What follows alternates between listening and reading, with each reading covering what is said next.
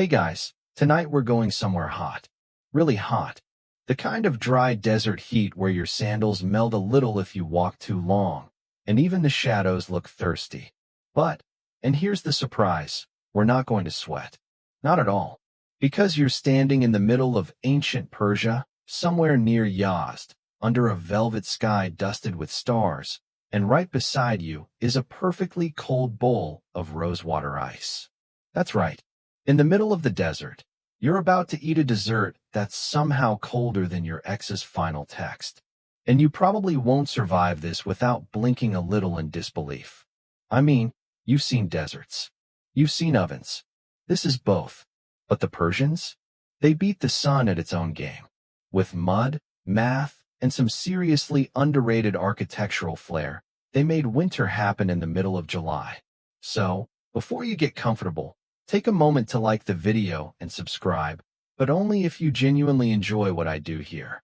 And if you're awake enough, post your location and the time you're listening, because I know some of you are tuning in from the future and others from very cold places where dessert doesn't melt at all. Now, dim the lights, maybe turn on a fan for that soft background hum, and let's ease into tonight's journey together.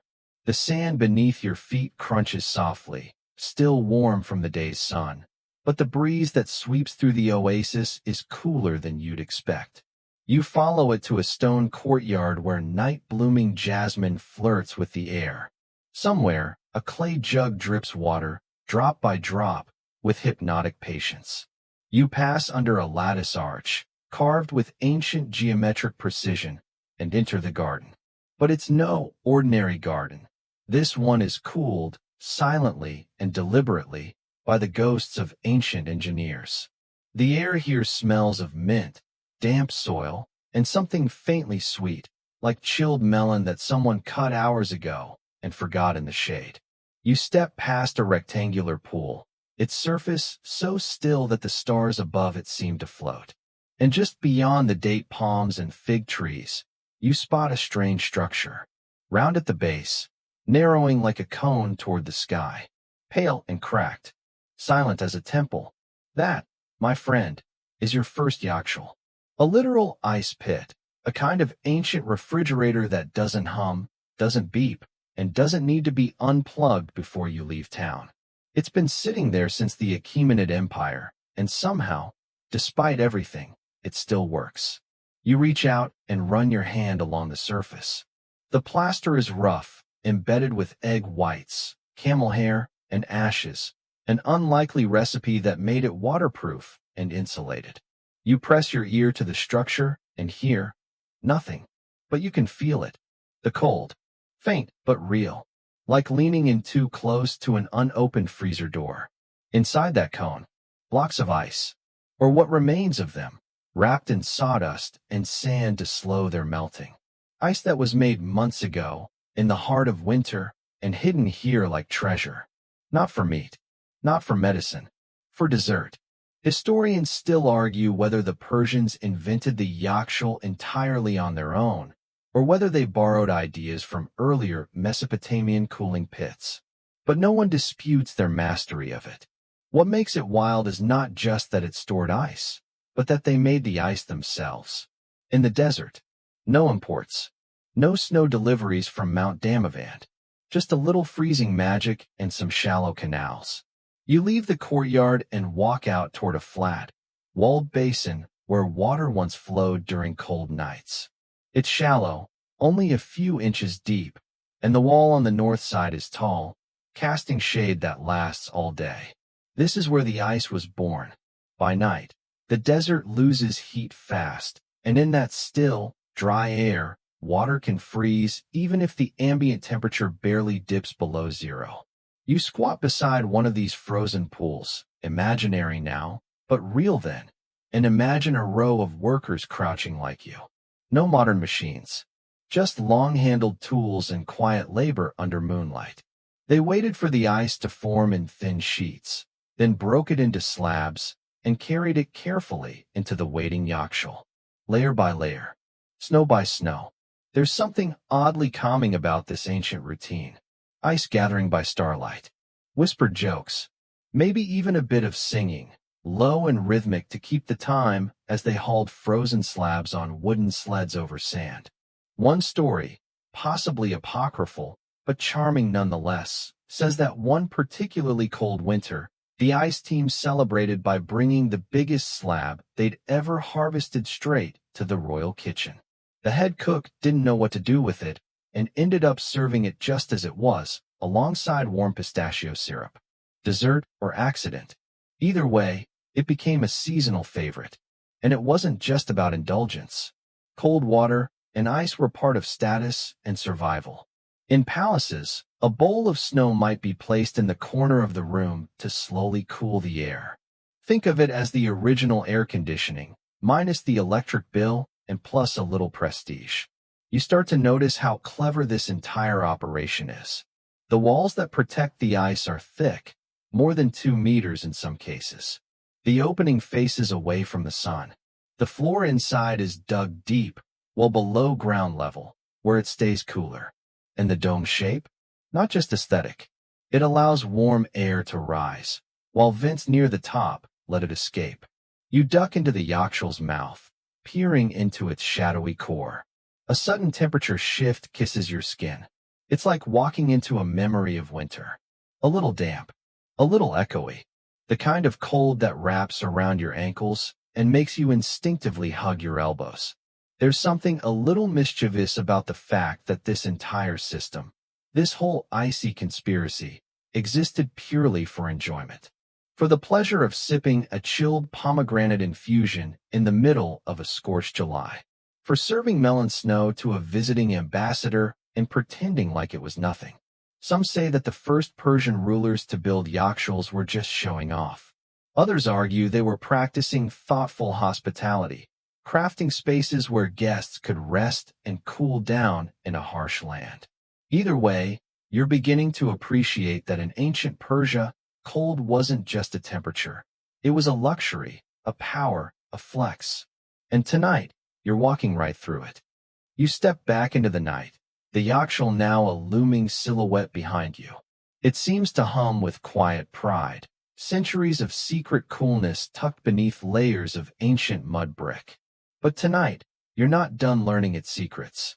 Because if the outside was impressive, the inside, the system, the science, is where things get deliciously weird. You wander closer to the edge of a low wall nearby, peering over it. Below lies another ice basin, shallow and wide like a lazy pancake. This is where the real magic happened. The Persians didn't just build to store cold, they built to make it. Without wires, without machines, just geometry, timing, and a stubborn refusal to sweat through dessert. Each yakhchal worked in tandem with what you might call an ice farm, outdoor freezing pools surrounded by high insulating walls. These walls weren't there for decoration. They served a thermal purpose, casting long shadows and blocking wind to create microclimates that were surprisingly chilly even in the desert. And yes, it's okay if microclimate makes you feel like you're on a climate science field trip. Just go with it. Here's the juicy part. Water was poured into the shallow basins on winter nights, left to freeze naturally under the desert sky, thanks to low humidity and rapid nocturnal cooling. One of those things textbooks mention but never get poetic about. Thin sheets of ice would form even when air temperatures were only slightly below freezing. Not dramatic, but enough. The workers, who historians think were often part of semi-nomadic labor groups hired seasonally, would tiptoe out before sunrise and carefully break up the newly formed ice. It sounds peaceful, right? But it was also highly technical. You had to remove the ice before the desert sun showed its face. Any later, and your frozen prize turned into a sad puddle with no royal future. It's still debated whether these ice harvesters used special tools made of bronze or basic wooden scrapers. Some scholars argue that tool remnants found near early yakhchals point to advanced freezing strategies, possibly even planned layering techniques to optimize storage. Others suggest it was mostly about timing and muscle. Either way, nobody had a freezer with a button labeled snowflake mode. As you kneel beside the pool, You imagine your reflection mingling with stars and frost. A night breeze picks up, and you shiver, though not entirely from the wind. There's something humbling about all of this. The idea that humans in 400 BCE were harnessing the planet's quirks to create something as wonderfully unnecessary as frozen dessert. And unnecessary is kind of the point. The elites didn't need ice to survive. They weren't packing fish. They weren't storing vaccines. No, they were flavoring snow with mulberries and pouring syrup on it. If that doesn't scream advanced civilization, what does? In fact, archaeologists have uncovered pottery shards near ancient Persian yakhchals stained with traces of fruit sugars, suggesting some form of sweet iced concoctions. Imagine sitting on a silk cushion in a courtyard, sipping chilled tamarind juice as someone fans you with a palm frond. It's not exactly survival, but it is peak human ingenuity in the service of indulgence. You glance at the yakhchal again, now just a shape in the distance. Its chimney-like top, called a badger or windcatcher, is more than decorative. It's aerodynamic. It sucks hot air up and out like a reverse fireplace, keeping the inside of the dome consistently cooler. Historians still argue whether all yakhchals had badgers or just the upscale ones attached to palaces and temples. Either way, it's your reminder that ventilation, too, has a glamorous history. And don't even get me started on insulation. Modern engineers still scratch their heads over how well these ancient structures worked. The secret? A blend of mud, clay, sand, goat hair, and something called saruj, a kind of super mortar that made the walls nearly impermeable to heat and moisture. It's like the Persian version of triple glazed, but made with hair and hope. You crouch beside a small model of the inner structure left by later restorers, possibly from the 18th century, who tried to document the system's design. Layer upon layer of sand was packed between the blocks of ice. The sand didn't just insulate. It prevented the blocks from sticking and made it easier to pull individual chunks out later. Sort of like the world's oldest freezer organizer, minus the passive-aggressive note that says, "Please don't eat my leftovers."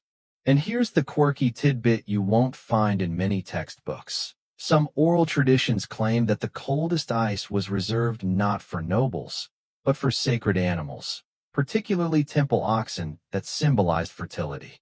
Their drinking water, legend says, had to be blessed by frost. Is it true? Maybe. Maybe not. But it's definitely more interesting than your average architectural schematic. As you wander back toward the central courtyard, the faint scent of saffron rises on the air. You realize something. This wasn't just about the technology. The Persians had a philosophy of comfort. Cool spaces meant cool tempers. Chilled drinks weren't just a treat. They were part of an entire worldview that linked balance, health, and pleasure. In traditional Persian medicine, a person's health was thought to depend on their internal temperament, hot, cold, dry, or moist. Heat and dryness ruled the desert, so adding cold and moisture to your diet helped restore balance. That iced cucumber soup with mint, basically ancient air conditioning for your soul, which is why frozen sweets weren't just indulgences. They were wellness snacks, healing tools, cold logic wrapped in honeyed snow. And you, right now, walking through these shadows and stone, are beginning to feel that same balance. The heat of the day slowly leaving your bones. The cool logic of centuries whispering through mud brick and stars. Your breath deepens. Your pace slows. And the yakhchal? It stands silent behind you, watching, waiting. A monument to a civilization that looked the sun in the eye and said, "We'll have our dessert cold. Thank you." You walk a little farther now, the night wind soft against your face, carrying the faintest trace of rosewater and dust. The moonlight casts long shadows, and somewhere behind you, the yakhchal continues its eternal nap, barely changing since the Achaemenids first ordered their desserts chilled like royalty. But you're about to meet the people behind the cold, the ancient engineers who didn't have laptops, spreadsheets, or temperature sensors, yet built a system so elegant, it still baffles modern science nerds and HVAC enthusiasts alike. It starts with geometry. The dome of the yakhchal isn't just there because it looks like an Instagrammable hummock. That parabolic shape is an engineering mic drop. It minimizes surface area exposed to sunlight while maximizing internal volume. In short, more cool air, less hot roof. Imagine you're drawing the perfect scoop of ice cream. Not too flat, not too pointy. And that shape turns out to be excellent at holding cold. Even better, that dome isn't empty. It's wrapped around a vast underground chamber, sometimes as deep as 5 meters, with staircases carved directly into the inner walls. You descend now. Carefully, the steps slick with history, and the temperature drops with every footfall. No refrigeration unit in sight, but you can feel the chill settling in your joints. Down here, ice blocks were stacked like a frozen game of Tetris. Workers, many of whom were highly trained specialists, used pulleys or wooden sleds to lower the ice into position. The smart ones brought goatskin gloves. The impatient ones probably just lost a few fingerprints. Historians still argue whether these workers were part of a formal guild system or if ice management was just another line in the job description for local builders. There's some evidence of apprenticeship models, possibly passed down through families. Imagine learning to scoop frost as a rite of passage. Now let's talk materials. You crouch and brush your hand along the inner wall. It's cool and just slightly rough. This isn't regular old adobe. It's saruj, remember? That ancient Persian supermortar made from clay, ash, egg whites, and, if oral traditions are to be believed, a dash of camel milk and lime. Is it edible? Hopefully not. But is it effective? Absolutely. This mixture made the walls waterproof and thermally resistant. It's so good, in fact, that some modern engineers have tried, and mostly failed, to replicate it. Here's a quirky footnote. One 17th century traveler described saruj as the kind of paste that could stop fire or mother-in-laws. He was likely exaggerating. But still, imagine building a fire-resistant dome in 500 BCE while your descendants struggle to keep a phone from overheating. And that dome didn't sit alone. No, it was part of a larger system, a cold chain, if you will, without the chain or the cold trucks. Many of these yakhchals were located near qanats, underground aqueducts that brought fresh water from distant mountains into the cities. You wouldn't see the water flowing, but you'd hear it if you listened closely, a soft burble beneath the earth, like the planet itself sipping tea. You pause now and kneel, ear to the ground. You imagine the network stretching under your feet, like veins carrying winter straight to the heart of summer. Without these qanats, there wouldn't have been enough clean, flowing water to freeze. And without water, well, you'd be stuck drinking warm goat milk with a side of disappointment. Some historians believe that yakhchals and qanats were often planned together from the very start, a kind of ancient Persian city planning 2-for-1. Others argue that the ice houses came later, once surplus water and architectural skills made them possible. The truth? It's probably both. Different regions, different approaches, different obsessions with sherbet. Oh, right, sherbet. Let's circle back to that. Because what good is ancient ice if you're not doing anything fancy with it? The Persian love of sharbat, a chilled fruit or flower syrup mixed with snow, goes back at least 2,500 years. This wasn't your average snow cone. Ingredients included saffron, basil seeds, sour cherry, tamarind, and violets. Some versions were thickened with crushed almonds or rice starch. Others had vinegar for tang. One court recipe even listed a touch of smoke from burning sandalwood, because apparently your drink also needed to smell like enlightenment. And you didn't drink it alone. No, you were part of a ritual, a sensory event. Cups made of carved crystal or delicate ceramics. Servants in linen pouring from glass ewers, maybe humming under their breath. You take a pretend sip, feel the cool syrup coat your tongue. It tastes like the first evening after a heat wave. You blink, suddenly aware of the stars. You're still underground, technically, but the domed vents above let in slivers of sky. This is not just architecture, it's performance art, a theater for cooling. Let's take a brief detour, just a soft left turn, into city infrastructure. Because these yakhchals didn't sit in isolation like misunderstood geniuses. They were integrated into neighborhoods, temples, and even caravanserais, those roadside inns where Silk Road travelers stopped to rest and maybe beg for a glass of chilled rosewater. Some ice houses were municipally maintained. Others were privately owned by the wealthy. A few belonged to Zoroastrian temples, where coolness itself was seen as a divine balance to fire. And if you think this sounds too advanced for the ancient world, just remember, these are the same people who charted constellations, developed algebra, and casually wore robes embroidered with gold thread. Having a dessert-ready freezer in 500 BCE isn't the surprise. It's the attitude that stuns you. You climb slowly back up the stairs now, muscles a little stiff from crouching and dreaming. The upper chamber is darker than before, but your eyes adjust. You spot a faint mural, half erased by time, perhaps a depiction of a sun god offering ice to a king. Or maybe it's just a fancy design. Historians still argue whether these images were symbolic, decorative, or instructional. Personally, you think they just wanted to show off their icy good taste. As you reach the dome's crown, you place your hand against the wall one more time.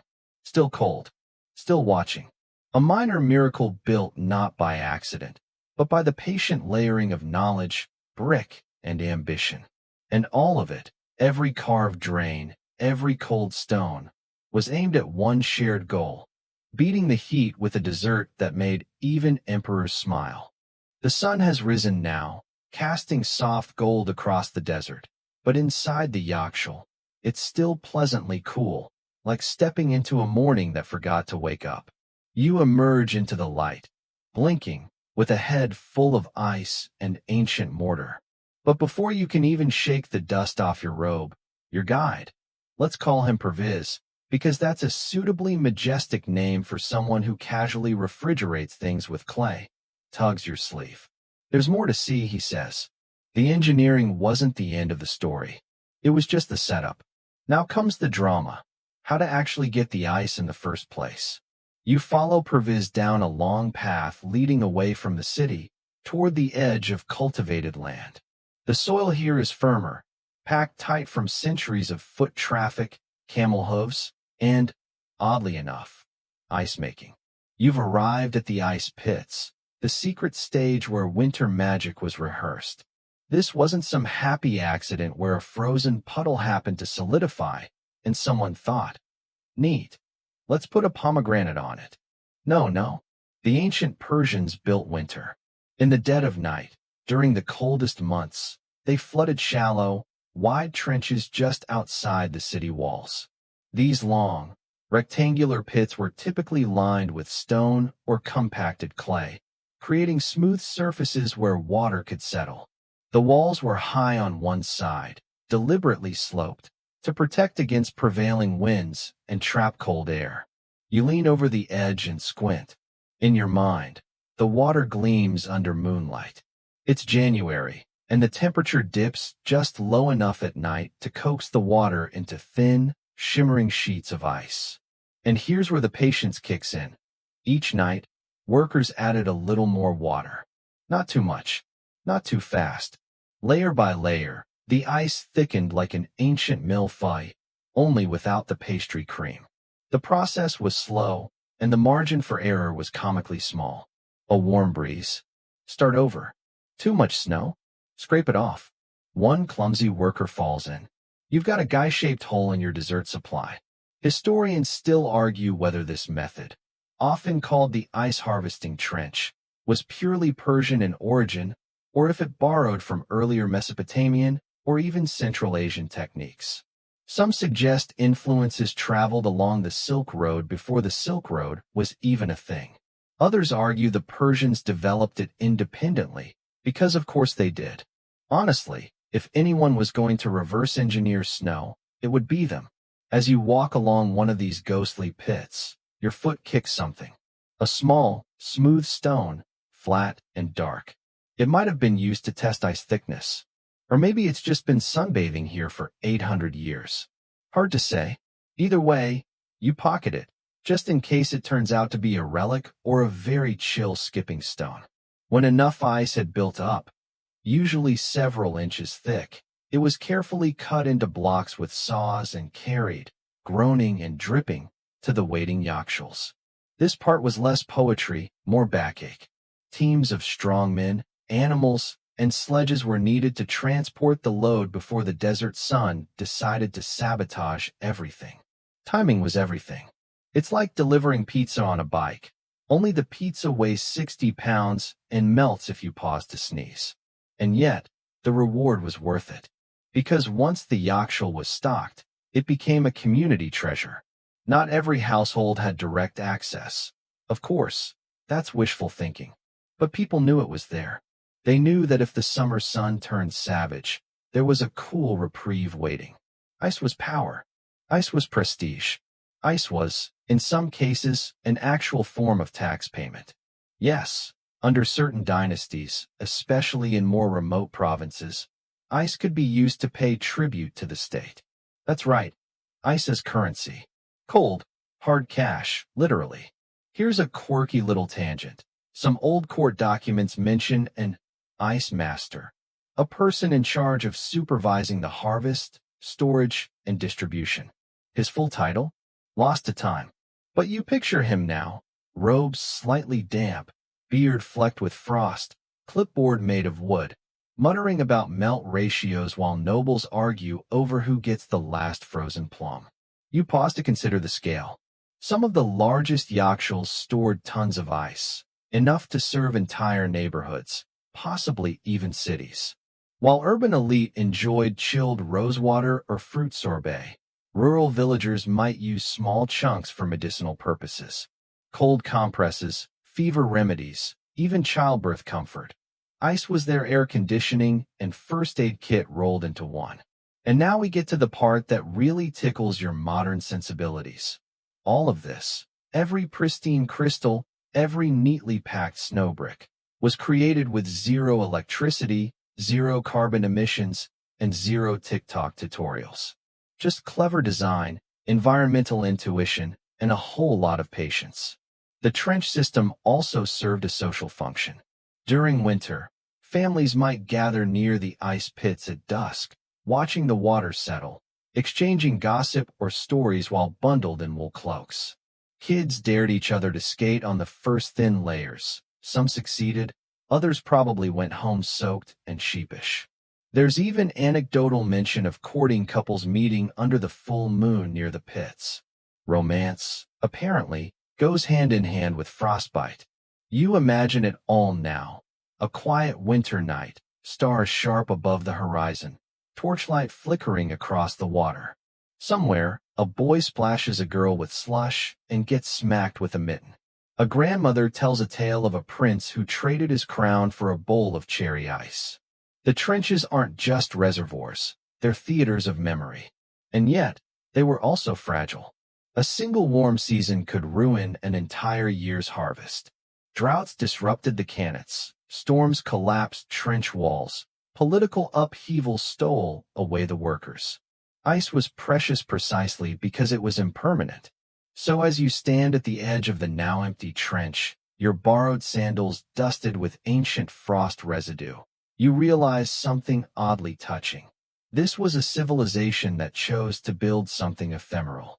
They didn't just preserve perishable treats. They built entire systems around preserving impermanence. And somehow, that made it more beautiful. You're still rubbing your arms against a phantom chill as Perviz nudges you gently toward another part of the desert fringe. The ice pits may have been the stage for winter's brief cameo, but now, you're heading toward the supporting cast, the desert plants, the laborers, and, surprise twist, the desserts themselves. Because let's be honest, what's the point of ancient refrigeration if not to make something sweet and refreshingly unnecessary? Your first clue comes from a low mud brick structure with a shaded veranda. Inside, the air smells of dried rose petals, pistachios, and something sharp but citrusy.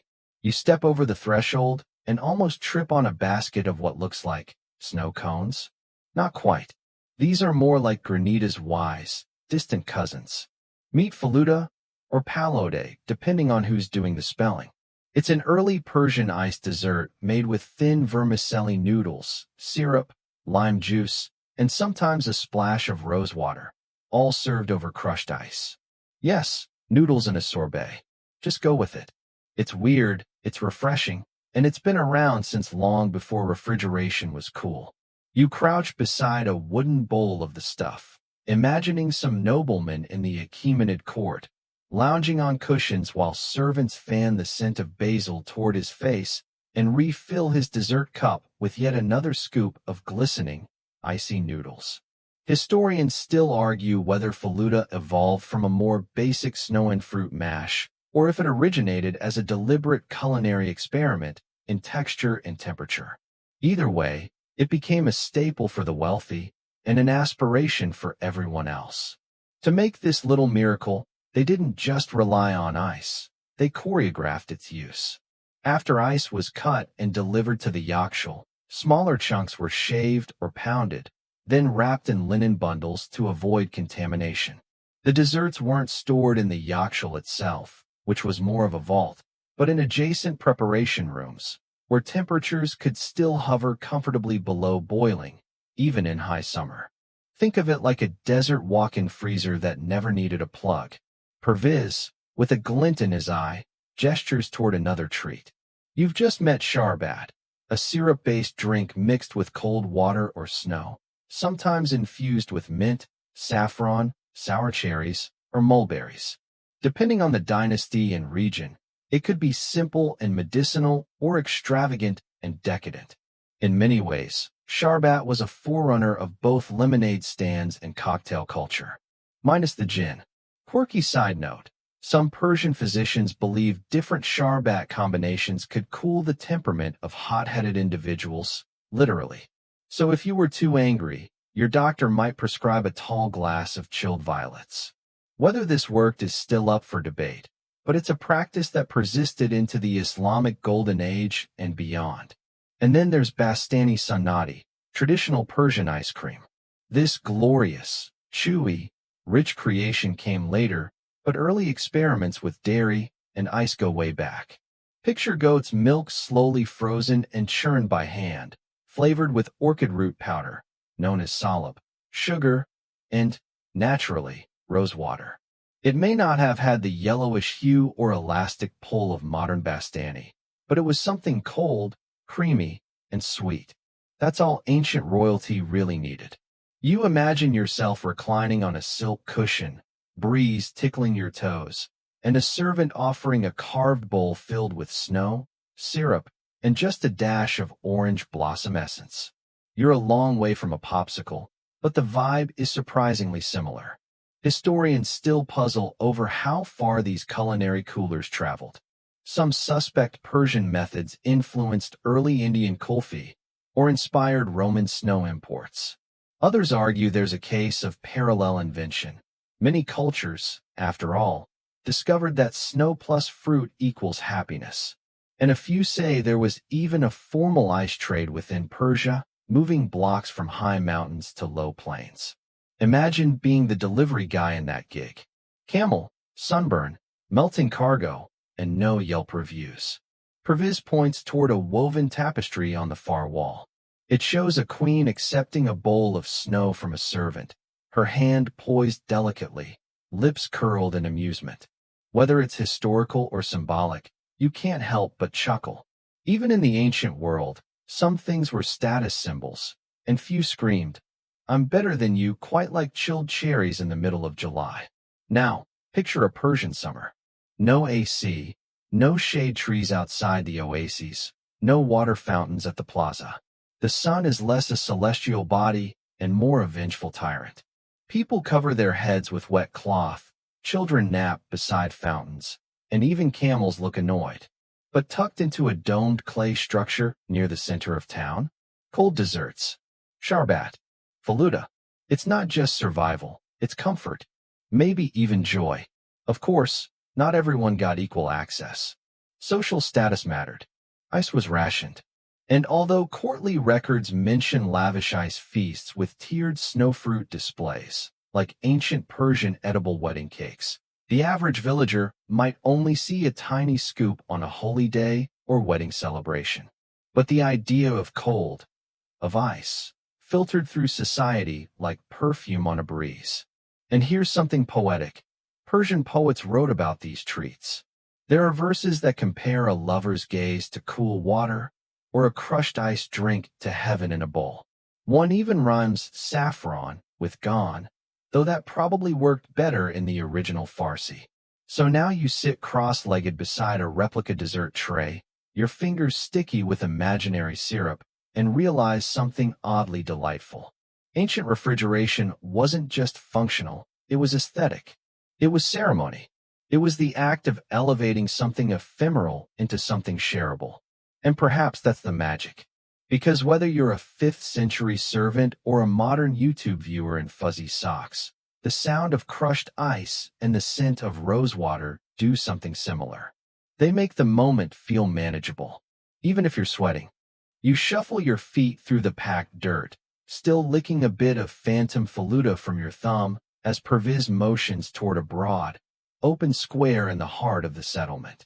The market is winding down for the day, merchants draping cloth over crates, goats bleating gently in the distance, and above it all, that golden glaze of late afternoon light that turns everything to honey.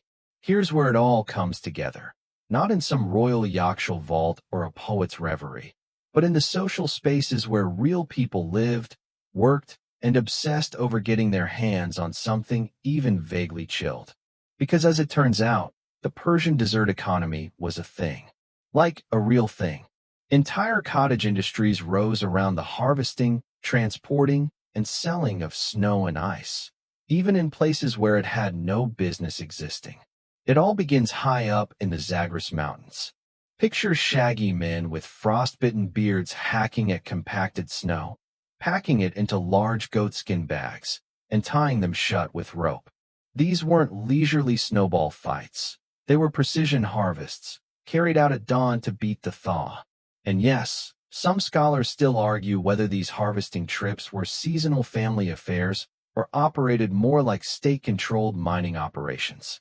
Either way, once snow was packed, the real headache began. Transportation required speed, coordination, and camels who didn't ask questions. Caravans moved mostly by night, choosing the coolest routes and resting during the brutal daytime hours. And you thought your commute was bad. Along the way, snow might melt by a third or more, so merchants overpacked deliberately, padding losses into the price. Makes you appreciate modern refrigeration or Amazon's same-day ice cube shipping, if that ever becomes a thing. Back in town, the snow was divided. Some went straight to elite homes, where it was used immediately. Other portions made their way to storage pits, often located beneath homes or in shaded courtyards. But a decent chunk was reserved for the bazaar. Merchants knew the value of a spectacle, and few sights drew a crowd like a pile of snow in the middle of the desert. You watch as a vendor scoops a handful into a hammered copper bowl, adds a drizzle of sour cherry syrup, and hands it to a boy no older than 10. His eyes go wide. He tries not to smile. Fails. Takes a bite. You can almost taste it. A few stalls over, someone's selling ice to physicians, because, yes, ancient medicine had its own frosty prescriptions. Headache? Try a compress of snow and lavender. Fever? Cold cloths and mint water ice. Upset stomach? Chew a sliver of ice dipped in vinegar. Okay, maybe skip that one. Historians still argue how effective these treatments were, but records suggest at least some people found relief, plus an excuse to use medical emergencies as a backdoor into ice rations. Naturally, there were some less elegant uses of snow. One document mentions prisoners being assigned to ice-chopping duty as punishment, although the phrasing is vague enough to leave historians scratching their heads. Was it actual labor or just metaphorical?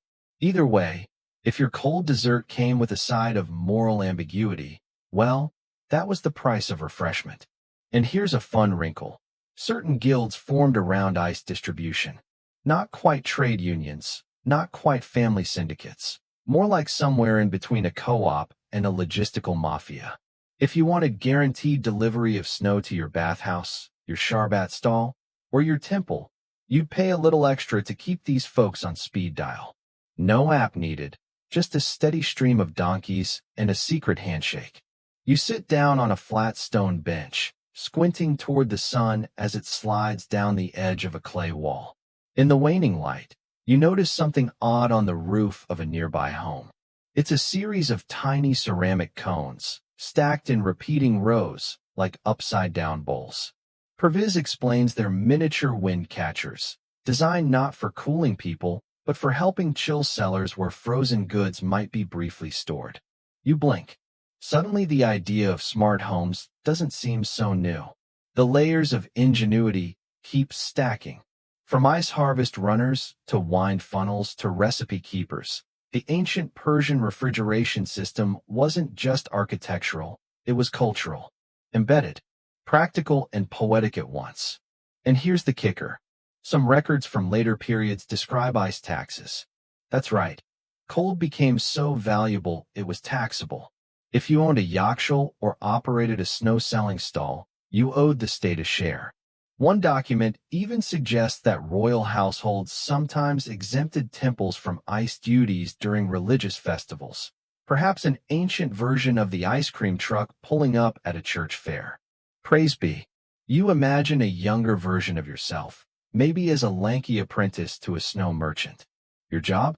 Stir the syrup slowly so it doesn't crystallize, chase away cats, and smile broadly when people drop their coins. Sometimes you sneak a taste when no one's watching. Sometimes Perviz catches you. But instead of scolding, he just winks and says, "Save me the corner where the syrup clumps." That's the best part. The market is closing now. Lanterns are lit.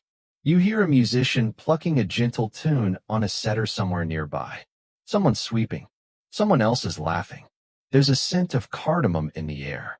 You glance over your shoulder toward the now familiar yakhchal dome in the distance, glowing faintly in the moonlight. Behind it lie the pits of snow, the cooling tunnels, the clever math of ancient minds who refused to let dessert melt without a fight. And just like that, you realize something else.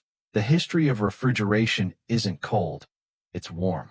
Full of hands working, mouths laughing, and families gathering around bowls of snow, sweetened just enough to make the world feel bearable for one more scorched summer night.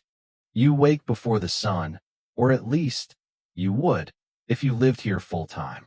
The air is cool, almost startlingly so, and Perviz, ever punctual, is already tugging gently at the sleeve of your tunic. "Come on," he whispers. "We're visiting the Kanats." You roll your shoulders, stretch your neck, and follow him. Today, it's time to meet the engineers, the unsung heroes of Persian refrigeration, whose mastery of underground water systems made all the cold sweetness possible. While yakhchals get most of the architectural fanfare, none of them could have functioned without these intricate, quiet veins of the desert.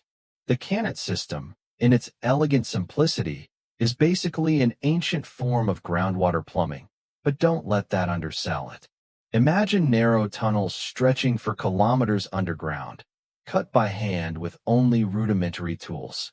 They slope gently, almost imperceptibly, drawing cool water from mountain aquifers into arid towns and fields without a single pump. It's gravity doing all the work, like some lazy magician who still manages to impress. You trail behind Perviz through a modest orchard, pomegranates on one side, figs on the other, and then stop at what looks like a dry well. Except it's not dry. A thin, dark stream glistens faintly at the bottom, and the walls are lined with carefully carved steps.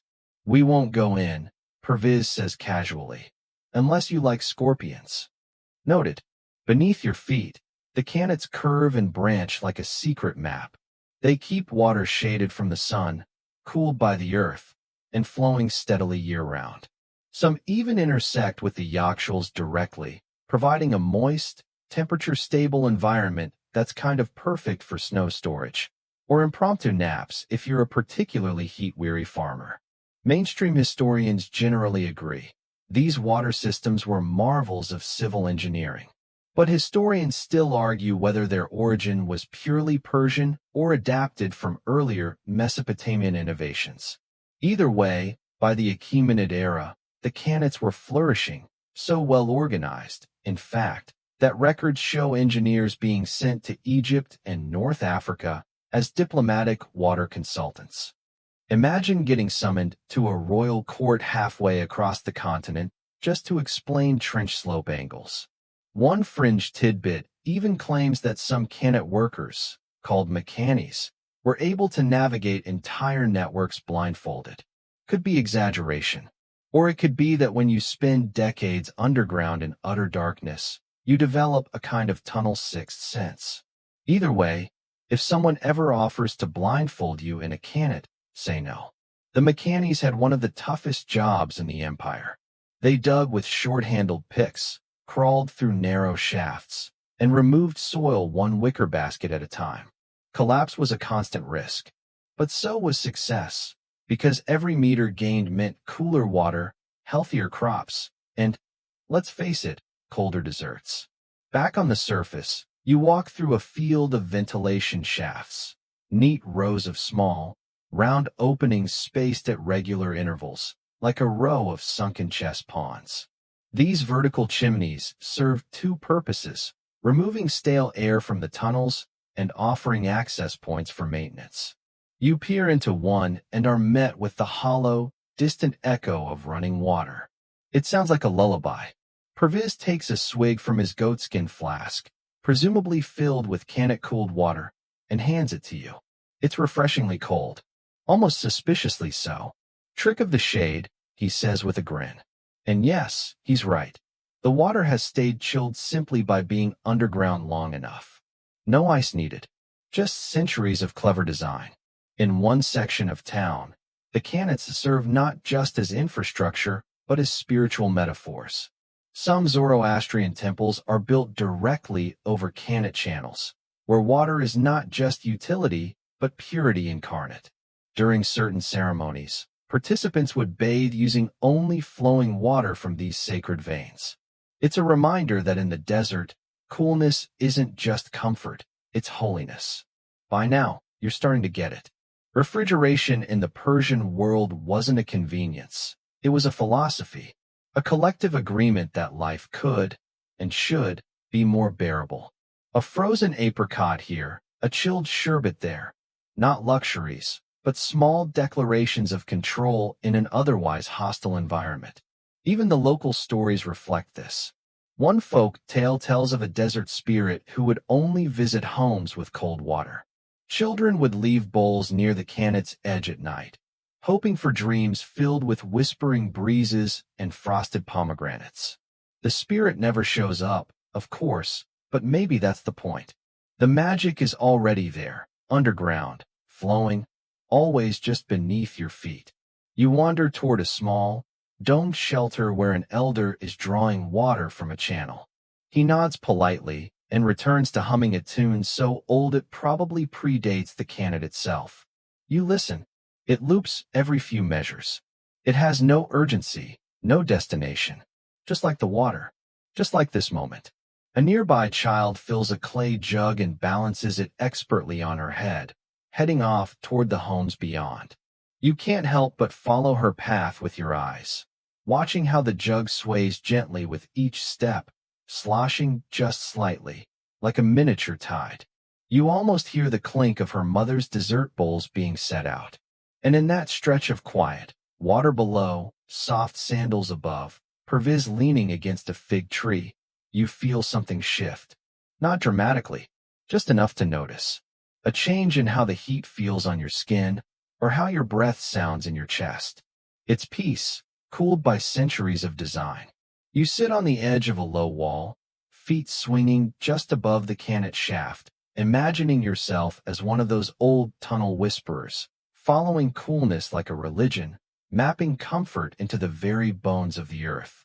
Because here in ancient Persia, refrigeration wasn't an invention, it was an inheritance. A birthright carried not by machines, but by math, patience, and the refusal to let dessert be dictated by weather. After a well-earned pause beneath the fig tree, you and Perviz continue onward. Though onward, here means all of a few lazy steps to the nearest shade. Today's journey shifts focus ever so slightly. You've seen the snow pits, the towering yakhchals, the whispering cannons that cool the desert bones. But now it's time to find out what they were cooling. Spoiler, it's not just snowballs and wishful thinking. You're ushered into a quiet home, low and mud brick, its outer courtyard shaded by a woven reed canopy. Inside, the air feels several degrees cooler, thanks to a passive trick of Persian architecture. Thick earthen walls and north-facing niches that hold the cold like a jealous cat. The room smells faintly of rosewater and something sugary. Perviz raises an eyebrow. Dessert, he offers. You nod, obviously. Here's where things get delicious. Ancient Persia didn't merely invent clever ways to store cold treats.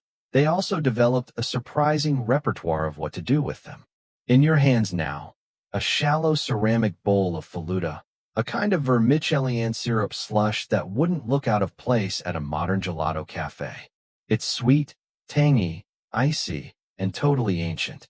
It dates back centuries, possibly to the Achaemenid period, though historians still argue whether it was originally a royal luxury or a popular summer street snack. Faluda combines thin rice noodles with semi-frozen rosewater syrup and a dash of lime juice. Served just cold enough to frost your lips. The noodles add a delightfully weird texture. Not chewy exactly, not crunchy either. It's like slurping edible icicles that someone accidentally sweetened during a poetry recital. Across the room, an elderly woman is spooning a yellowish concoction into shallow copper pans. This, Perviz explains, is Bastani sunnati, a traditional Persian ice cream thickened with salep, a flour made from orchid roots, and sometimes studded with flakes of frozen cream or bits of pistachio. Rumor has it that early versions used saffron not only for color and flavor, but as a subtle flex. If your ice cream was golden, you were doing okay in life. Mainstream historical accounts do confirm that Persian nobility often had flavored ices delivered to them in summer, chilled by ice stored from the winter and served in long-stemmed dishes. Banquets would conclude with snow-infused fruit syrups, and sometimes elaborate towers of sweetened ice shavings arranged like frosty tulips. If this sounds like a soft-serve showdown with the Romans, it kind of was. The Persians might have beat them to the punch by a few hundred years. There's also mention, more fringe, more fuzzy, of sorbet-style experiments involving pounded pomegranate seeds mixed with snow and honey. One tale even describes Alexander the Great pausing during his campaign to sample these desserts and being mildly annoyed they were better than anything back home. Hard to say if that's true, but you'd be annoyed too if your enemies invented air-conditioned pudding. Not every treat required ice. You're offered a slice of gas, a chewy nougat sweetened with sap from the angevin plant, often referred to as manna. It's not refrigerated, but in hot months, it's stored underground in cool chambers, which prevents it from turning into sticky napalm. Clever. Of course, nothing pairs better with a cold dessert than a cooling drink. You're handed a small ceramic cup of sharbat, a precursor to modern sherbet and soda. This version is mulberry-based, though others involve sour cherry, lemon, or mint.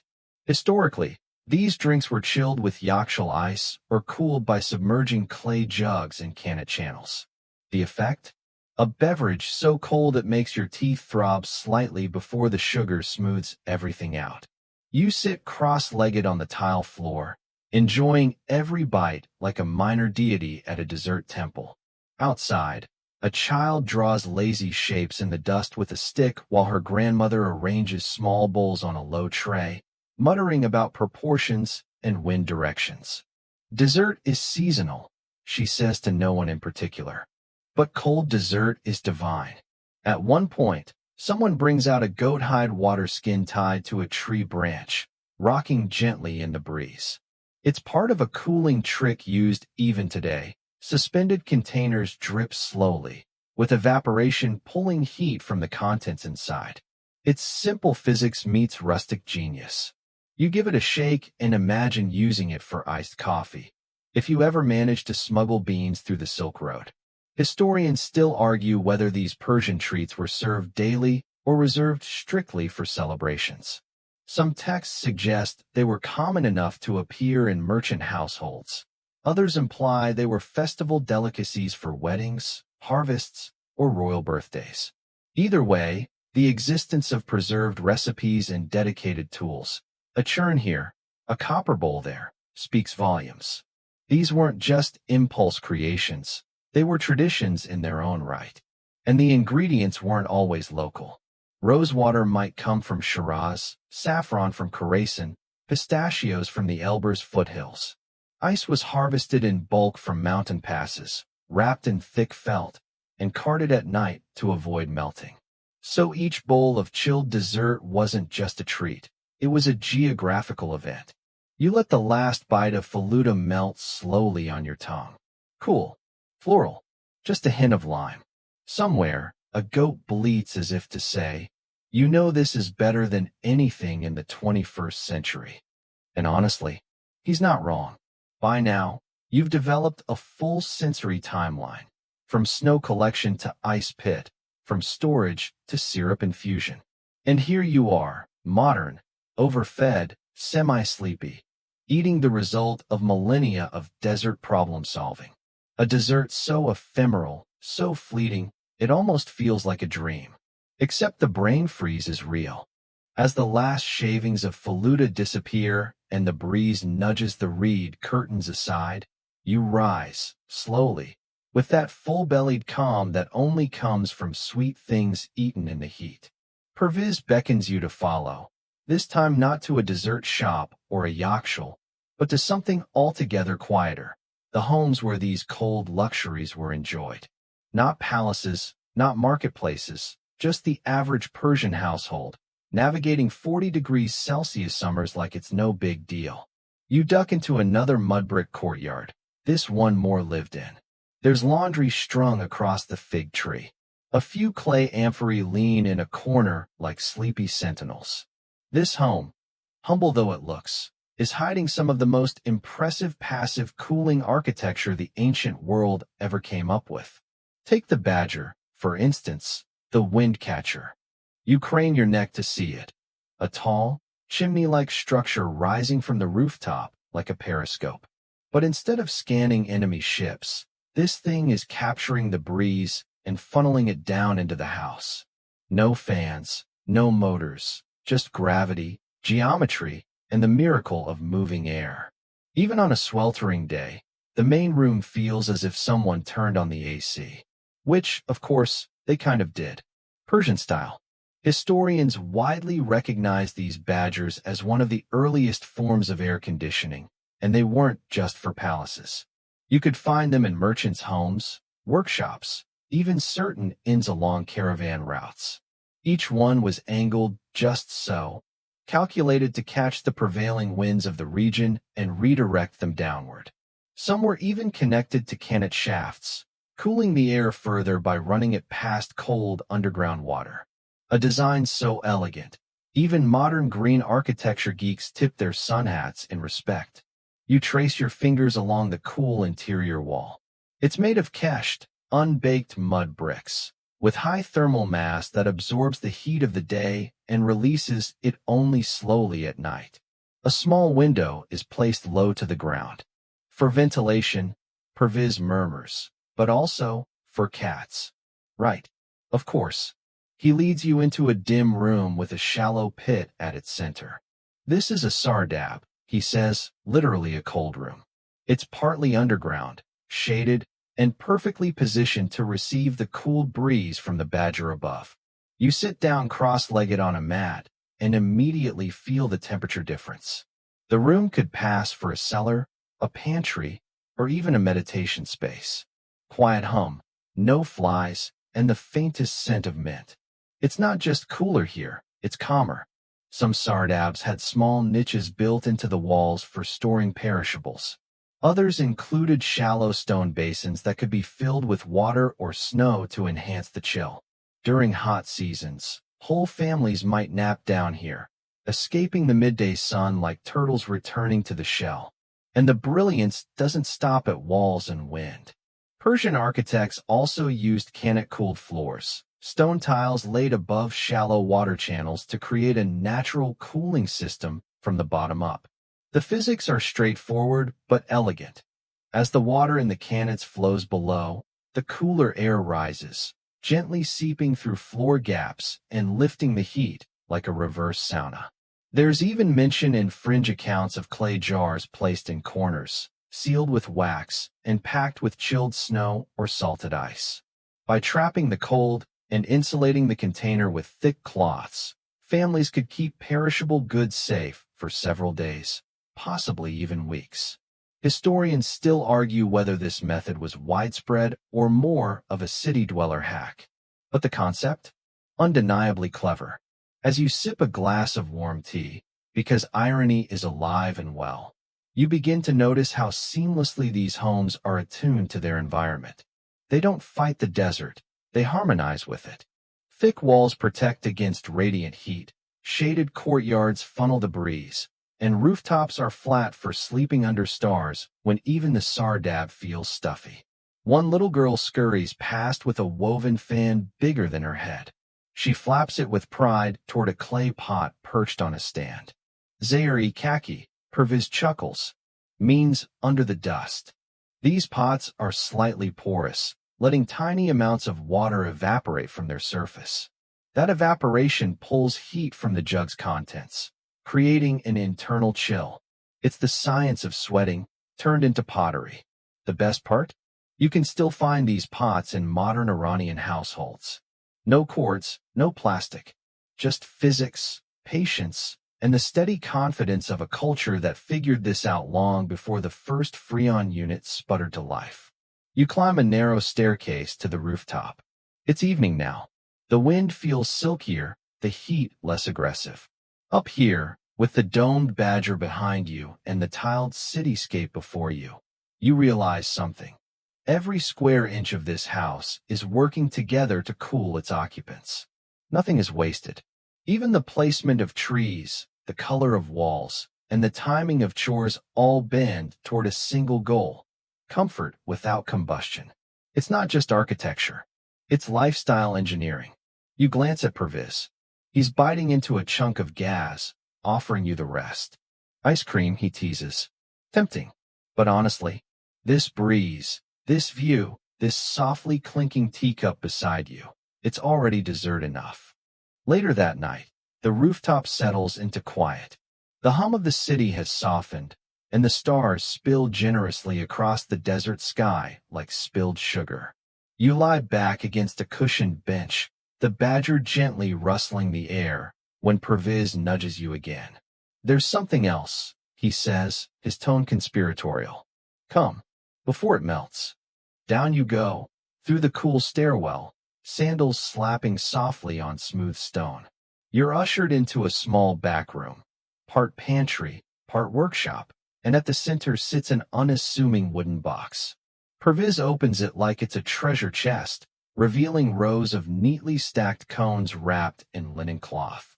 Each is filled with a creamy, frozen delicacy, saffron bastani, Persian ice cream. You blink. Actual ice cream. In the middle of the desert. In what appears to be the year several hundred BC. It's not a joke. Ancient Persians didn't just invent clever ways to cool air. They were making frozen desserts centuries before Italians churned gelato. Bastani, flavored with saffron, rosewater, pistachios, and sometimes mastic, a resin that gives it a chewy texture, has ancient roots stretching back to the Achaemenid Empire. It was a dish both regal and rare, typically served at the royal court or elite banquets. But even commoners had their own chilled treats. One popular method involved mixing sweetened syrup with snow brought down from the mountains and stored in yakhchals. This mix, often infused with herbs like mint or spices like cardamom, created a kind of primitive sorbet. Imagine something halfway between a slushy and a snowball, except delicately perfumed and probably eaten with an air of triumph. Historians still argue. Perviz whispers as you take a bite, whether these desserts were daily indulgences or saved strictly for festivals and ceremonies. Given how fast it melts, you're guessing the latter. But who's to say a yakhchal keeper with a sweet tooth didn't sneak a scoop now and then? What's especially brilliant is the timing. These icy confections weren't eaten at just any hour. They were coordinated with seasonal snow deliveries, nighttime feasts, or after moonrise weddings. In a culture where the summer sun could fry an egg on a sandal, dessert had to be strategic.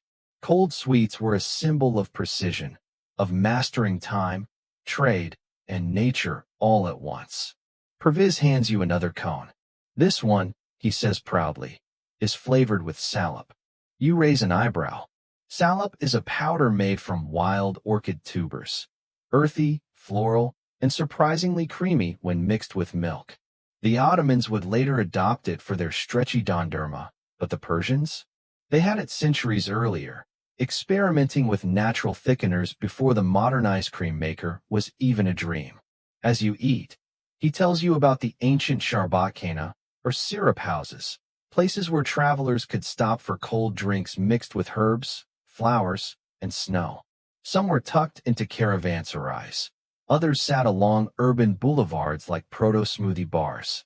They served beverages laced with sour cherry, vinegar and honey, or even cucumber and rose water.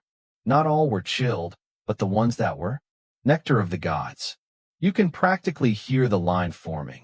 Merchants in long robes, camels huffing outside, teenagers arguing over the best pomegranate blend. It's all delightfully relatable. Sharbat shops were to Persia what cafes are to Paris, what diners are to America. Social hubs with a splash of spectacle and a lot of sugar.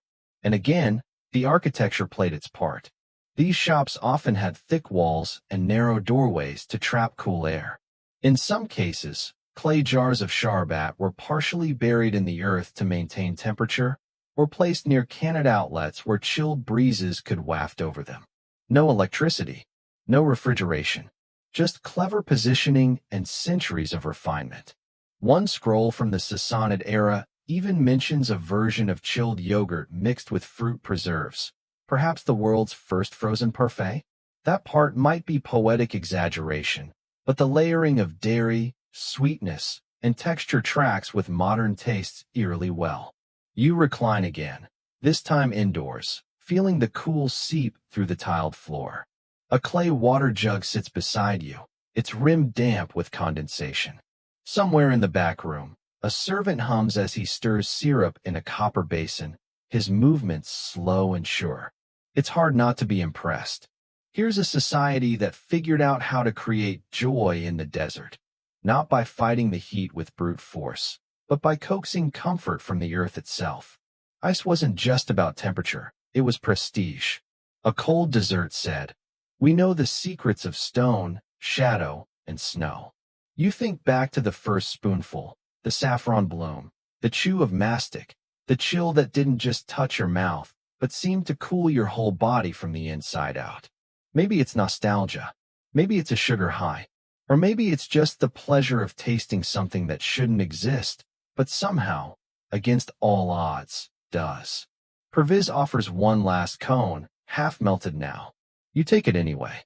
It's soft, it's floral, and it's quietly rebellious, like the architecture, like the ice keepers, like the entire Persian philosophy of cool. The cone drips slowly onto your thumb, a tiny stream of golden cream that smells faintly of rose water. You lick it absent-mindedly as you follow Perviz back into the courtyard, where the air remains surprisingly crisp.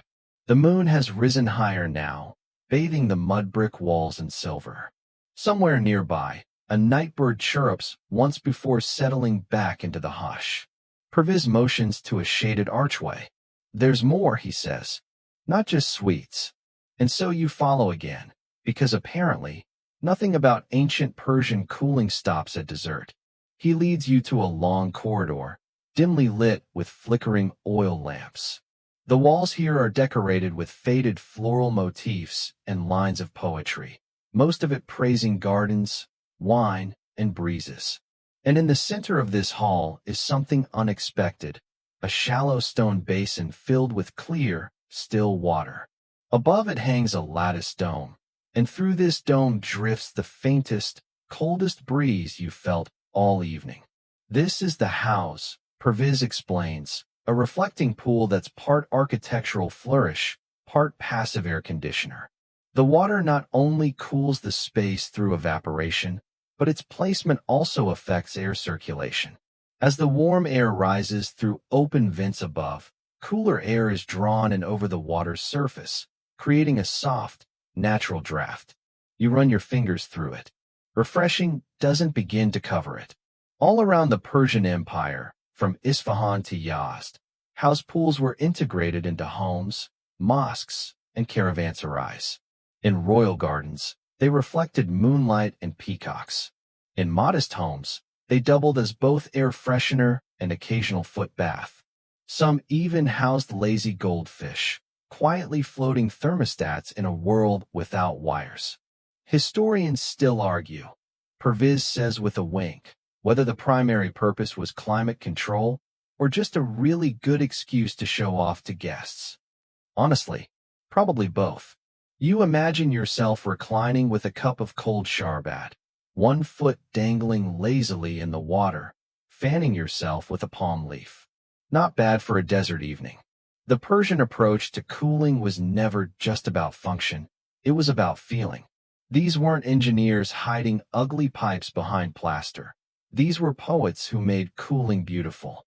They called their architectural style carbandi, a kind of ornamental vaulting that didn't just support ceilings but caught and channeled breezes, reflecting light in patterns meant to mimic flowers and stars. Even the soundscape mattered. Many homes were designed so that breezes moving through corridors and across house pools would produce a soft whoosh, almost like a whisper. You tilt your head now, and there it is. Not quite wind, not quite silence. It's the hum of equilibrium, stone and air in conversation. And that's when Perviz brings up gardens. You've seen the inside, he says. Now we go out.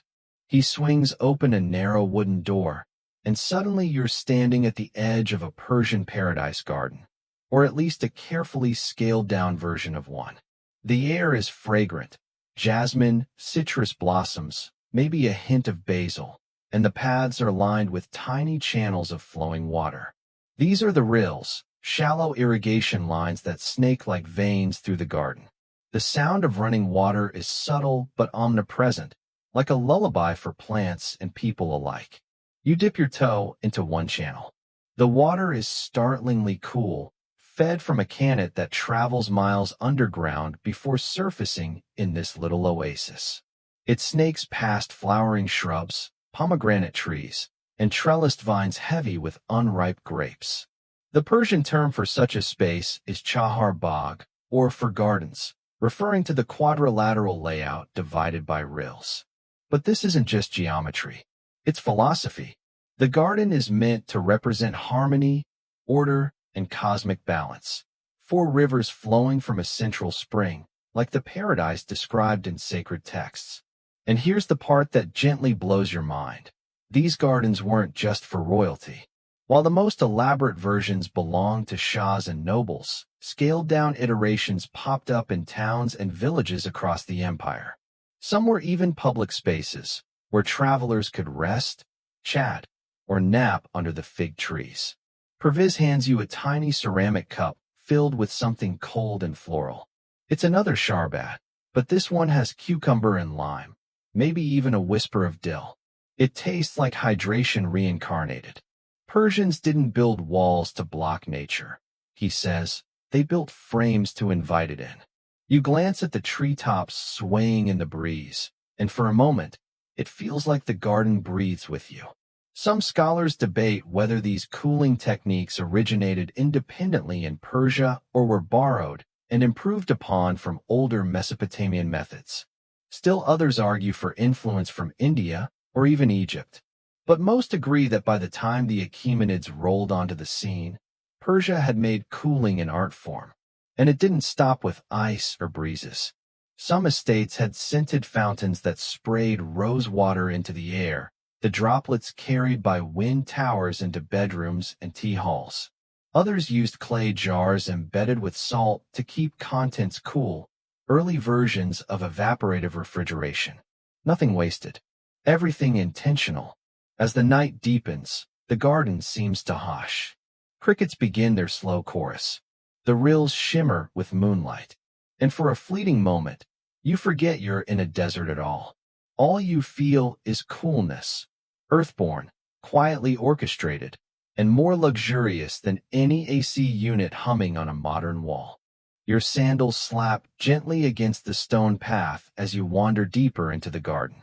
It's getting later now, and that post-dessert drowsiness is settling in like a soft fog. Perviz is nowhere in sight. He's vanished again, like a good host who knows when the tour becomes a dream. You pass beneath a trellis draped in climbing roses and pause by a marble bench. There's another house here, smaller and tucked between potted lemon trees. The surface of the water reflects a constellation of flickering lanterns strung through the trees, swaying with the breeze from somewhere above. You wonder for a moment, how is it still this cool? And then you remember, we haven't yet talked about the towers. You glance up, squinting at the faint silhouette of a tall, slender shaft rising from the structure's roof. It's a badger or wind catcher, possibly one of ancient Persia's greatest gifts to sustainable architecture. Essentially a passive air conditioner, these towers are designed to catch the slightest wind from any direction and funnel it downward into living spaces. And they don't just push air, they pull it too, thanks to pressure differences and clever engineering involving internal flues. Some of them even work in reverse, drawing hot air up and out, especially when paired with underground cooling spaces like sardabs. Sardabs are a kind of basement, but they're cooler, damper, and far more intentional. You imagine a family lounging there mid-afternoon, sipping cold tea, playing backgammon on a stone floor, their voices echoing softly off earthen walls. Historians still argue whether the badger was a purely Persian innovation or influenced by Egyptian and Mesopotamian designs. There's also scholarly back and forth about how exactly they functioned in multi-story buildings, whether air pressure alone could generate the needed circulation, or if water basins at the base of the towers were essential to maximize cooling. What's not debated? They worked. Really well. You sit now, finally taking a break, and let your head rest against the wall of the courtyard. A breeze drifts by, so subtle you almost think you imagined it. But then another comes. It's consistent, cool, and even scented faintly of mint from the nearby herbs. That's no accident. The airflow is engineered, channeled, curated. You're essentially breathing architecture. And just when your eyelids are drooping, Perviz reappears again. How does he keep doing that? This time carrying a folded piece of parchment and what looks like a goose feather quill. He grins and drops down beside you. Thought you might like the menu. You raise an eyebrow. Menu. For dessert storage. He replies, as if that makes perfect sense. You take the parchment and squint at the elegant script.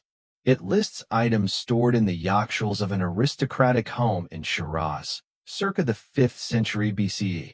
You skim. Pomegranate granita, milk pudding with crushed ice and saffron, candied almonds, something ominously called snow-cooled sour melon.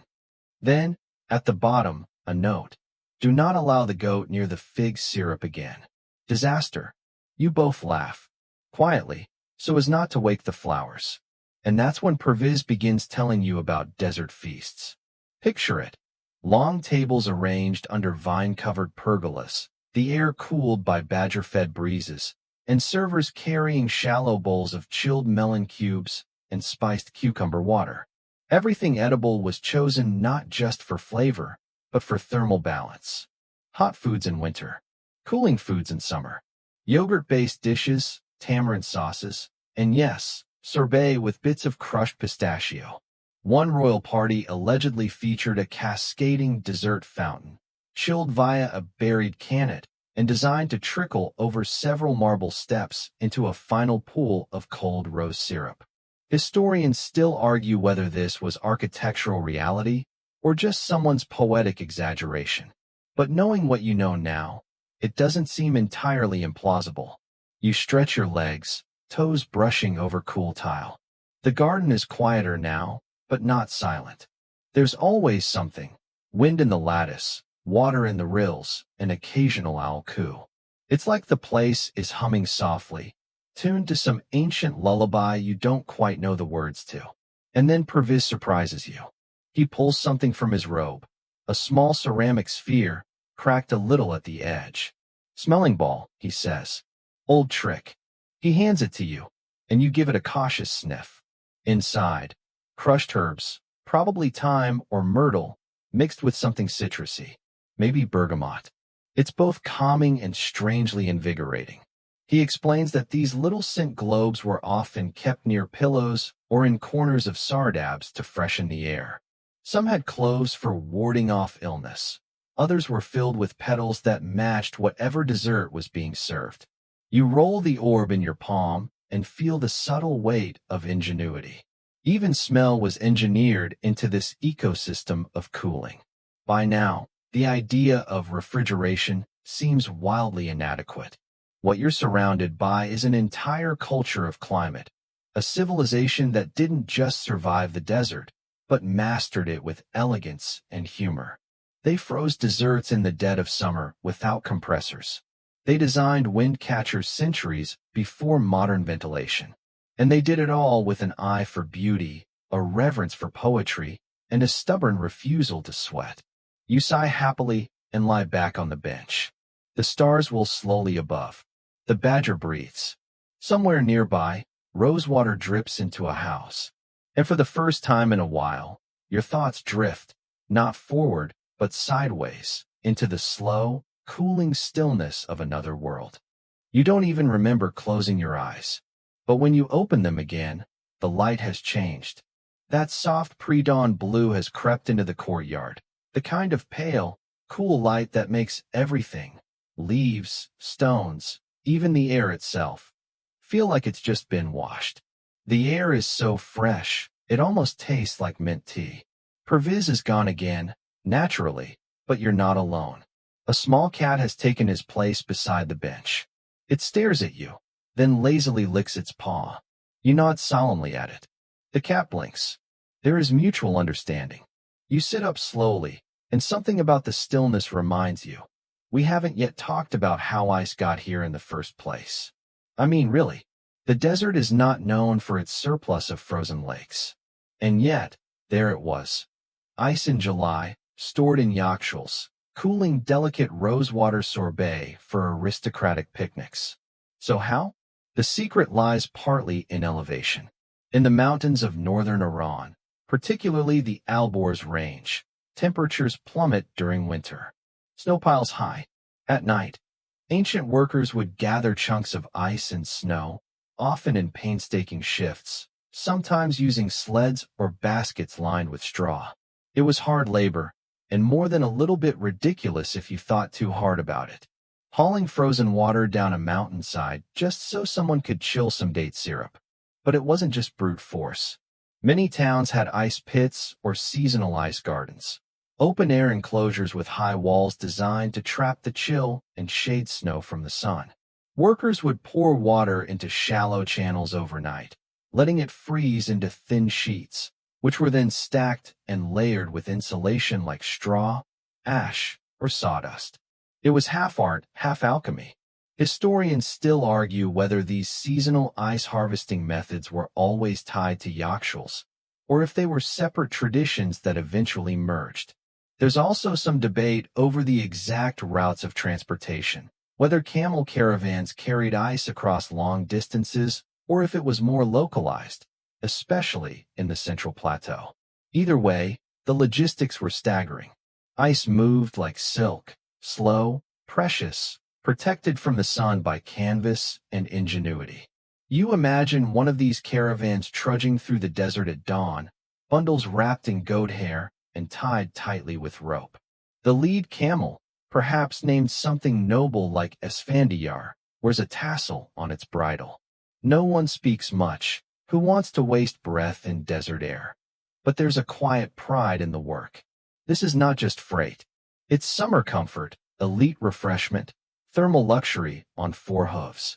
And when that ice finally reached its destination, straight into the yakhchal, layered like phyllo pastry, separated with straw and packed into the inner core.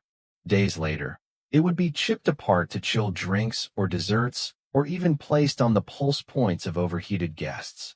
It was medicine, celebration, class status. Now here's the quirky bit. Some ancient Persian texts suggest that in especially hot years, fake ice was also made using evaporative techniques. Picture this: water poured into shallow clay bowls, placed in ventilated courtyards overnight, covered with wet cloths. Through a delicate process of evaporation and radiative cooling, the top layer might just freeze if conditions were right. It wasn't much, but it was something. And it's kind of adorable, in a science fair sort of way. You stroll now toward the edge of the garden, past a row of tall cypress trees, their shadows long and perfectly still. The scent of saffron hangs in the air, faint and sweet.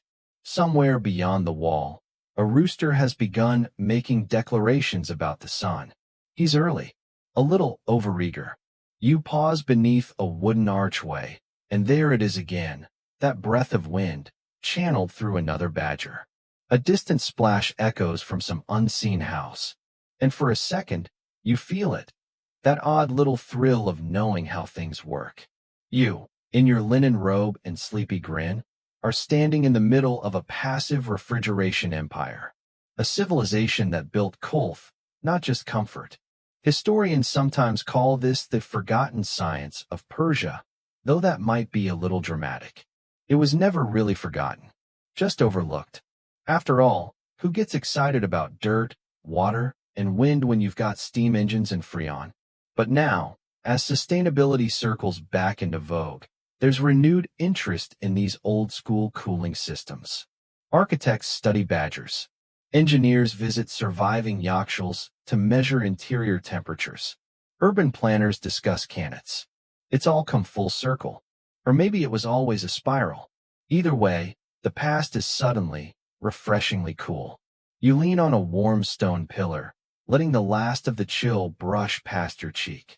You think about how this whole operation, the ice, the tunnels, the wind, the snowball fights in Shiraz, which we'll come back to, don't worry, was designed not just for practicality, but for pleasure. Cooling wasn't merely about survival. It was about delight. About that small exhale you make when a cold bowl touches your fingertips on a hot day. And as the sky turns pale pink, and the cat resumes its noble nap beside your foot, you realize there's something deeply comforting in the quiet genius of people who solved the desert. Not by fighting it, but by listening to it, learning from it, and turning it into something livable, and maybe even delicious. You find yourself moving again, slowly, almost unconsciously, back toward the shadow of the yakhchal. It's even quieter now, that in-between moment, when night hasn't quite ended and morning hasn't quite begun. The garden exhales. You can almost hear the earth yawning beneath your sandals. And just as your eyes adjust to the softening light, Perviz returns. Yes, again, and yes, still without a sound. He's carrying a delicate ceramic bowl. Within it, faluda, a Persian frozen dessert made from thin vermicelli noodles, semi-frozen syrup, and a generous splash of rose water. It glistens faintly in the blue light, like a dream barely solidified. A sprig of mint leans lazily against the rim. He hands it to you without a word. Naturally, you take a bite. It's cold. Like, surprisingly cold. Which makes sense now, given everything you've learned. But still, ice in the desert. You try not to smile too wide. Let's talk about desserts. Persian cuisine has always flirted with temperature, texture, and contrast. You think of saffron rice served with tart barberries and crisp tadik. of warm stews paired with chilled yogurt sides. And then there's faluda, a sweet, slushy oddity with roots stretching back possibly over 2,000 years. Think of it as the Persian answer to sorbet, but weirder, and somehow sleepier. Historians still argue whether faluda's name came from the Arabic word faludhaj, or from older terms associated with starch. Some even suggest its earliest ancestor may have been a medicinal concoction used to treat fevers, because, of course, even dessert had to justify itself occasionally with health benefits. The noodles are made from rice starch and pressed into thin threads. These are mixed with a semi-frozen syrup made from sugar, water, and rose water, sometimes spiked with lime juice or cherry syrup, depending on the region and the mood. The texture walks a charming line between slushy and chewy, like if a popsicle and a bowl of spaghetti had a polite, G-rated summer fling. Now, faluda wasn't just popular with nobles. Everyone ate it. Merchants, soldiers, poets. It was sold in street stalls and palace kitchens alike. But here's the kicker. It couldn't exist without the elaborate infrastructure of ice storage you've now wandered through. Yakhchals weren't built for medical herbs or storing fish, though, to be fair, they did that too. They were the stage upon which desserts like this could perform. Perviz gestures toward the horizon now, where the sun is beginning its daily experiment in overachievement. The garden seems to bloom before your eyes. Bees stretch, leaves shimmer, and there it is, the house, or central pool. A still rectangle of water bordered by tile, reflecting the morning sky with dreamy indifference. Pools like this weren't just ornamental. They played a passive cooling role, just like the yakhchal and the wind towers. Water vapor added moisture to dry desert air, helping make the environment more bearable. But they were also for mood, for reflection, both literal and figurative. Which leads us to one last desert miracle. Cult psychology. Ancient Persian architecture wasn't just about battling heat physically. It was about suggesting coolness emotionally. Think of thick walls that keep interiors dark and soundless. Courtyards shaded by pomegranate trees. The distant trickle of a fountain. Stone floors that stay just a little damp after sunrise. Even if the air isn't frigid, your mind is lulled into comfort. Historians debate whether this was intentional engineering or just a happy accident of aesthetics and function. Either way, the result was clear. People felt cooler. And when you feel cool, you are less likely to throw your sandal at someone out of heat-induced rage. You take another bite of faluda. It's melting a little, creating rivulets of pink syrup down the side of the bowl. You lick it with quiet reverence. The cat watches you with unearned judgment. And now we come to a particularly endearing part of this chilly saga, the snowball fights of Shiraz. Yes, really. During the Qajar period and even earlier, records and travelogues describe scenes of summer parties in royal gardens, where ice or packed snow, preserved for months in yakhchals, was brought out for revelry. Nobles, and, let's be honest, probably tipsy poets, would toss snowballs at one another in 90-degree heat. Guests would shriek and run through cypress alleys, then return to shaded terraces for fruit and rose water. It was part status symbol, part absurd delight. And you, just for a moment, imagine yourself there, draped in cotton, shrieking with laughter, a snowball clutched in your henna-stained fingers. The garden thunders with laughter and the soft splats of snow. You forget entirely that you're in the middle of a desert. Back here in the present, the garden around the yakhchal hums with waking life. A gardener sweeps a stone path with a frond broom. Perviz nods toward the now empty bowl in your hand, then vanishes behind a low arch with cat-like grace. And you? You stay right where you are, full of faluda, full of wind and water and cold air drawn from clay domes. The yakhchal looms behind you, silent and steady, still holding secrets in its icy core. You press your palm to the stone once more. Still cool. Still magic. The sun has made its full entrance now. Light pools gently across the worn stones and soft garden dust. Birds, who clearly didn't get the memo about whispering, trill somewhere in the date palms overhead. But you're not quite ready to return to the world of emails and laundry and snack-related regrets. Not yet. So you drift toward the last marvel of this Persian cooling symphony, the Kanat. Now, if the yakhchal was the fridge and the wind towers the air conditioning, the Kanat is the invisible plumbing, part aqueduct, part miracle. And yes, you're about to follow water underground, because that's what cozy history people do for fun. You pad softly to the edge of a low opening, half hidden beneath a shady ledge. It's barely tall enough to crawl into. No grand arches, no mosaic tiles. Just a hole in the ground. If the yakhchal was a show-off, the Kanat is more of a humble genius. Developed thousands of years ago, possibly as early as 1000 BCE, Kanats are gently sloping tunnels dug by hand through mountains or highland terrain, designed to carry fresh groundwater to settlements and fields miles away. No pumps, no pipes, just gravity, patience, and a lot of digging. You lower yourself in. The air is shockingly cool, like a forgotten basement or a cave where secrets nap. Water trickles beside you in a narrow channel, whispering in a tongue you don't quite speak.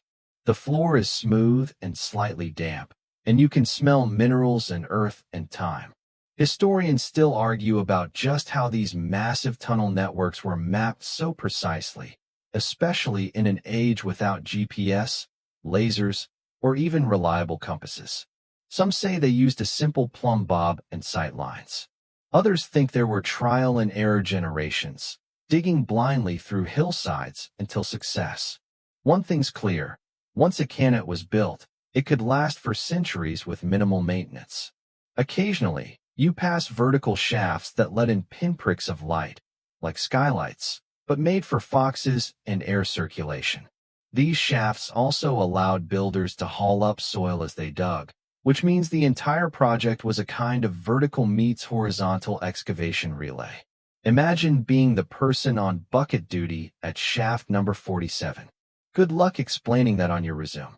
The air down here has that calming effect, like a whisper you can feel in your bones.